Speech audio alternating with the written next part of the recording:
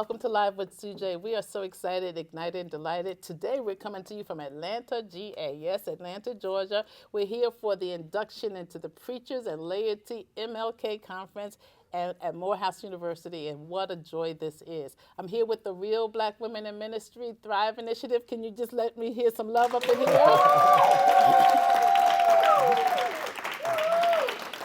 These are sister faith leaders from all over the nation, and you can see they're alive and kicking. Jesus did say, I've come that you might have life and have it more abundantly. Well, we got it up in here. But today, my special guest is Attorney Brett Scharfs. Thank you so much. You're from the International Center for Law and Religion at the Brigham Young University Law School. Welcome. Oh, thank you. It's my honor to be here. So you're one of my new BFFs. We met in Rome at the International Religious Freedom Conference with Notre Dame Law School. Yeah. And so I was sharing earlier, international religious freedom is everything on the other side of the waters. Right. How did you become interested in it, and why is there a whole center for international religion and law? Oh, well, thank you. Let me just begin by expressing my gratitude for being here today. And BWIM, I feel it's PWIM, Powerful Women, because I can feel your spirit. Oh!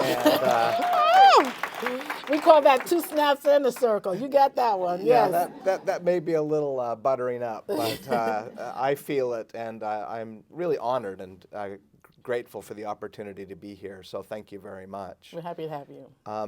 And yes, the real place where our professional lives intersect is international religious freedom. And religious freedom, of course, is an important human right. And you served during the Obama administration as the United States ambassador for religious freedom. And so your portfolio was the whole world, Yes. except the United States. Exactly. And our portfolio is the whole world and the United States. Okay, So we feel that significance of trying to promote freedom of thought, conscience, and belief for all people in all places. The right to live your faith, the right to change your faith, the right to have no faith at all. But it's really rooted in freedom, the freedom and the dignity of the human person. And so the UN Declaration of Human Rights was signed by all countries, but not everybody practices, openness for their citizenry. So we're just glad that you're, keeping it going, that you're interested in it. But historically, it seemed to be a conservative issue, people on the right side of the aisle. But something interesting happened when I became ambassador. We had to sit down at the table together. They wouldn't have known me, nor would I have known them had we not come together. And so we found some healthy respect. Why is it so difficult now for our country to come together and find some common denominators where we can sit down at the table for our people? Yeah, it's such a good question. I mean, if you think back not that long ago, the 1990s, religious freedom was a bipartisan issue. Congress passed nearly unanimously the Religious Freedom Restoration Act, which focused on religious freedom in the United States, and also virtually unanimously the International Religious Freedom Act, Yes. which established your office. Yes, IRF Act, And yes. that was also unanimous. And it's so disheartening that 30 years later, we look around and we see that there's been this incredible politicization of religious freedom. And we worry about it. And it's one of the things we try to combat and that we try to work against, because religious freedom is important for all people, whether you're liberal or conservative, whether you're a believer or a non-believer. It's really rooted in the basic dignity of the human person and the freedom that we have as human beings to be fully human. That's Exactly. how we think about it. So I'm from Harlem, USA. On the corner of 129th and Lenox Avenue, there is a church dedicated to your community, Latter-day Saints. In the middle of Harlem, I was in Japan, I was in Korea, there were Latter-day Saints there. Tell us who you are, who are Latter-day Saints, who are the Mormons, and just tell us who you are and what you believe. Yes, so thank you. You're right. There's a beautiful chapel in Harlem, and I've been there and worshiped there. And when the Sunday I was there, Gladys Knight happened to be there. So it was really quite an exciting moment for me. The Church of Jesus Christ of Latter-day Saints is not a Protestant denomination, and it's not a Catholic denomination. It's not a reform movement. The church believes itself to be the restoration of the primitive church that Jesus Christ established when he was on earth. So if there's one word that we use to describe our style of Christianity, it's restoration. Okay, okay. So you mentioned Gladys Knight, and we know her with the Pips, certainly. Yeah. But we also, many of us heard that she was one of the first African Americans to be accepted into the Mormon church, Mormon religion. So what took so long for African Americans to be accepted into your Yeah, church? it took too long. It's, in a way, an unfortunate saga. If you go back to the founding era of the Church of Jesus Christ of Latter-day Saints, it was 1820 to 1830, and the founding prophet of the church was assassinated in 1844. So pre-Civil War era. And in the 1860s, the Republican Party, as its platform, had the eradication of the twin relics of barbarism, slavery and polygamy. And at that time, the church practiced polygamy. And they were driven out of their home along the Mississippi River, and they immigrated to the desert, to really a wilderness that no one wanted, the Salt Lake Valley. And there was a very inward and almost isolationist mindset because they were besieged. They were besieged as a minority. And Joseph Smith baptized and had priesthood given to African Americans. But by the time the saints had emigrated to Utah and become this sort of insular community, there emerged sort of racialist doctrines that really reflected the patterns of racism in the United States. And I think, I'm not sure, but I think the underlying reason was that the Latter-day Saints felt so under siege that they wanted to appear more normal and more American. And adopting the racist attitudes of the society around them was a way that they tried to be normal and tried to fit in and tried to be mainstream.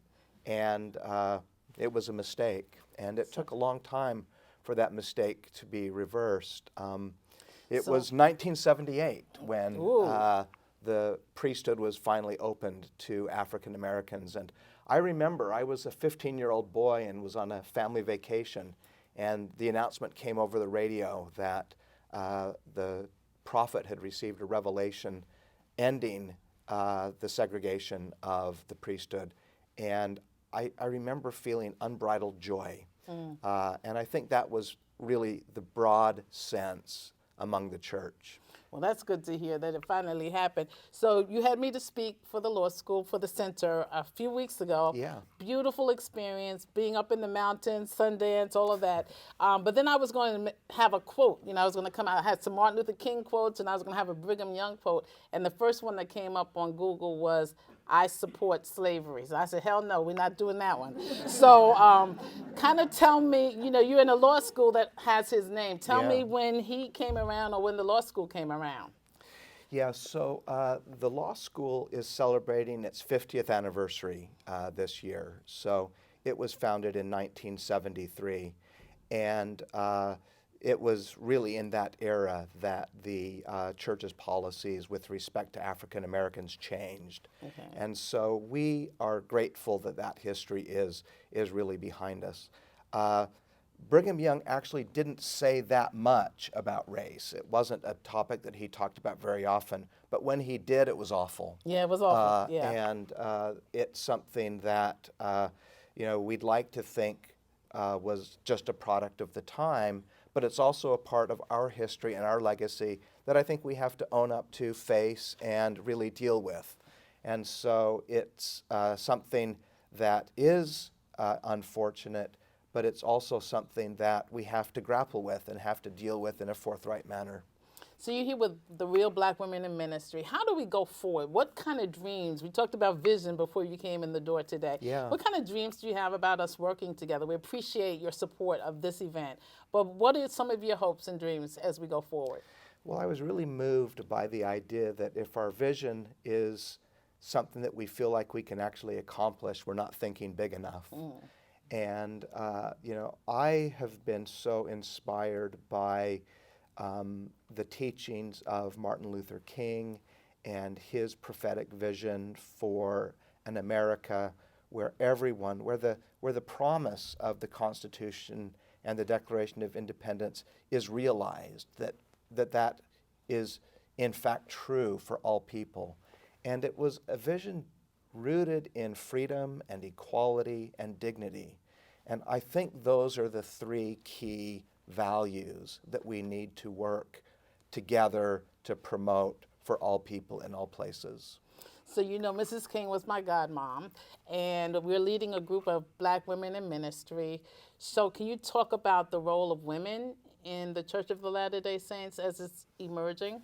Yes. So the Church of Jesus Christ has a lay ministry. There are no professional ministers in the church, and it's an all-male ministry.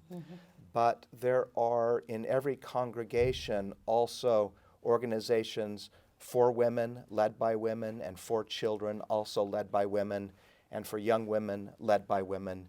And I think there has been a sea change there as well. And I think even 20 years ago, you would have seen a much stronger male-dominated voice. But I still think we have some distance to travel. We had our general conference just last week. It happens twice a year. And to my ear, there weren't enough women speakers that were included in that conference. And so we're doing better, especially on the local level in the councils where we work together and run our congregations. But I think there's still work to be done. There are very powerful women leaders in the Church of Jesus Christ of Latter-day Saints. And I've met some of them, yes. Yeah, we just need to amplify their voices even more. So let's talk about what you do for fun. Thank you. I got a chance to see you in your leather and your jeans, and so we had a chance to really hang together. So tell us what you do for fun. So one of my favorite things is skiing. I grew up skiing, and when I started teaching at BYU, we were having a faculty retreat up at Sundance, which is Robert Redford's ski resort. And we were coming out, and the dean who had hired me was one of my great mentors, said, "Brett, do you ski?" And I said, "Well, I grew up skiing, but I didn't ski for about 20 years while I was in college, and I moved away. I lived mostly in Washington, D.C. And now I think I might be too old. I'm worried I'm going to blow out my knee, and it's going to be a problem." And he looked me in the eye, and he said, "Brett, you are young. Live your life." And I was so ashamed that the next day I went out and bought skis, bindings, boots, poles, coat, everything, helmet that I needed. And now I just keep my skis in the back of my car. And whenever I can sneak out for an hour, hour and a half. Sometimes your lunch hour, which Yeah, is cool. sometimes on lunch hour, I'll just sneak out and do it. So I tell my sons, I said, cry a little bit when I'm going. Let them know you loved me. But I said, put on there, she loved the life she lived, and she lived the life she loved. And I believe that's what Jesus meant when he says, come and have life more abundantly. And so I have a great time also. Balance it. We talk a lot about life balance because many of us are caregivers. All of us are caregivers for our communities, for our families, for our congregations. So we want to make sure that life stays balanced. And I see that you do that. Tell me one last thing, and then we're going to take a couple of questions. So there's a mission that 17, 18-year-olds take when they're in their teens. Males have been doing it for years. They go to a place abroad, and now women are doing it as well. Talk to us about what that mission is and how it came about and how people are selected or how they choose a country that they go to form their mission, or serve their mission. Yeah, so the missionary work is an important part of Latter-day Saint culture, and it happens at age 19. And when I was 19 years old, I put in my papers to go on a mission, and then I received a call from the president of the church to go to Japan.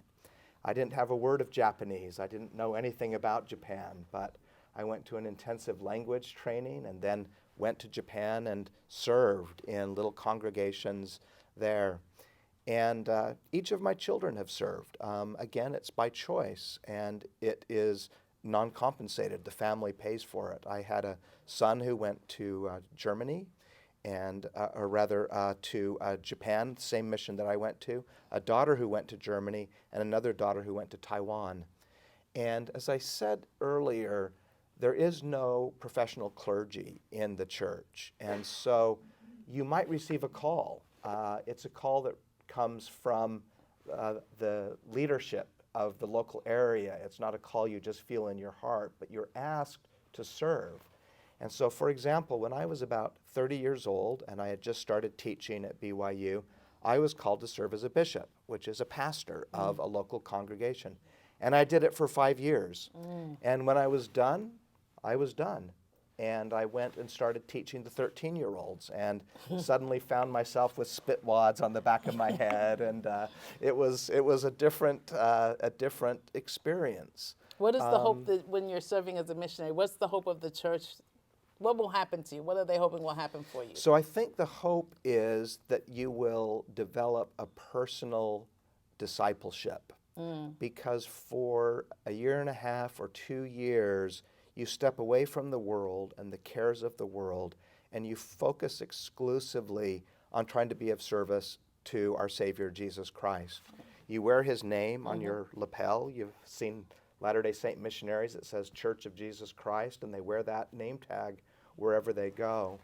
And the hope is that that interlude of service will prepare you for a life of service. And it's, in a way, the seminary for the church, because since we don't have professional clergy, it's really from that experience as young adults working as missionaries that we get the training to hopefully be able to lead in the church. That's awesome. So the Jews have something similar, but they go and serve in Israel, whether it's the Israeli army or just for their culture. In college, we had an African-American program that was designed in the Presbyterian Church by a Presbyterian minister, James Robinson. It was called Operation Crossroads Africa. And we would live anywhere in Africa similarly, and our families paid for it, but we lived with the indigenous people so that our culture, we would learn who we were and that there wouldn't be that missing link. And it was one of the most profound programs. It doesn't exist anymore, but I think we should all do that because many of us don't know the origins. We know sort of where they started, but And you did that? I did that Where for did 2 you go? summers. I was in Ghana, and then I was in 9 countries: Nigeria, Dakar, Senegal, and I went with Yolanda King, Martin Luther King's oldest daughter. I had to convince Mrs. King that I knew enough about Africa for her to hike with me, and so we were in this one place in this desert, and they were going to give us a hard time.